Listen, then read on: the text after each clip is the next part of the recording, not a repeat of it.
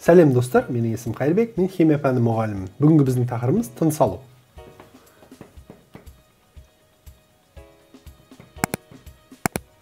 Тыныс алу бұл жануарлардың және адамзаттың жасайтын өте маңызды процестердің бірі. Бұл тамақ қабылдау, тамақ ішу немесе су ішуден де маңызды десек болады. Себебі тамақ және сусыз адам бірнеше күн өмір сүретін болса, ал тыныс алусыз біз бірнеше минутта өмір сүре алмаймыз. Сондықтан үздіксіз тыныс алу процесі ол ағзаның дұрыс жұмыс жасауын қамтамасыз етеді. Тыныс алу үлкен адамдарда шамамен минутына 15 рет адам тыныс алады. Жас балалар 20-30-ға дейін, ал нәрестелер 60 рет тыныс алады екен.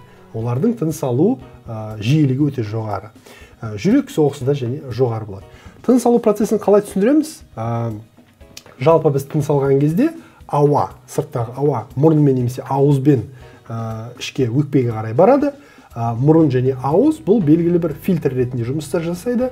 Ол ауаны ылғалдатып және зиянды қажетсіз шаң тозаңдарды ұстап қалып, оны жылытып өкпеге дейін апарады екен.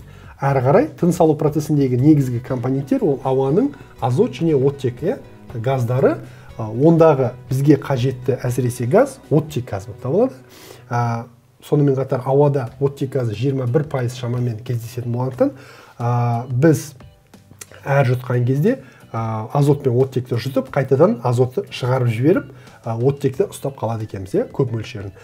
Сонымен қатар демді жіберген кезде оттекпен қоса, яғни азотпен қоса көміртек диоксидін шығарады екенбіз. Әрі қарай ол өкпеге барғаннан кейін не істейді оттек?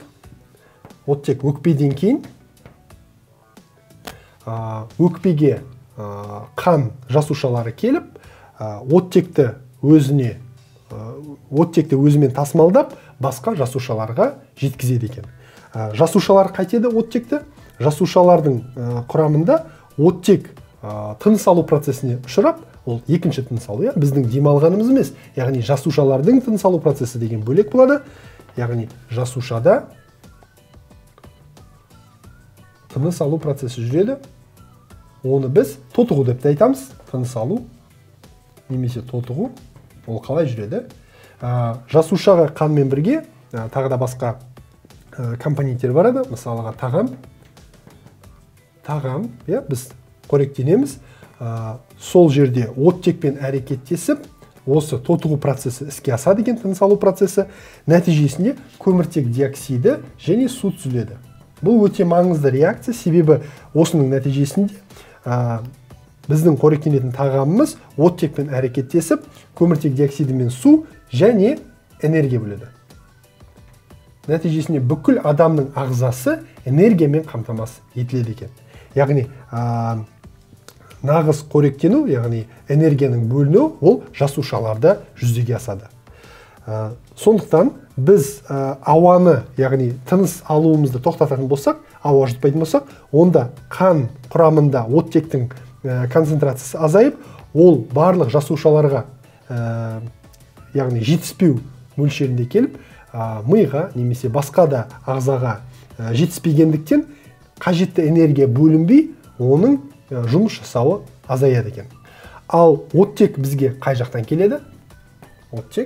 Оттектің негізгі қоршаған ортаға бөлетін ағзалар бұл өсімдіктер, өсімдіктерден келеді.